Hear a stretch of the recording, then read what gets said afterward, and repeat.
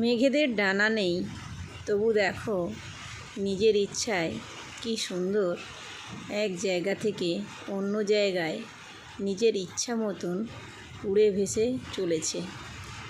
আর দেখো কত ভালোও লাগছে। না তাদের কেউ পায়ে বেরিয়ে পড়ে রেখেছে, না তাদের কেউ মানা করছে, না তাদের কেউ বকা দিচ্ছে, না কারোকে বারণ করছে। কিন্তু সত্যি যদি ওই মেঘের মতন হয়ে যেতে পারতাম, উড়ে যেতে পারতাম দূর দূর দেশে দেশান্তরে, তাহলে জীবনটা যে কত ভালো হতো শুধু একমাত্র আমিই জানি।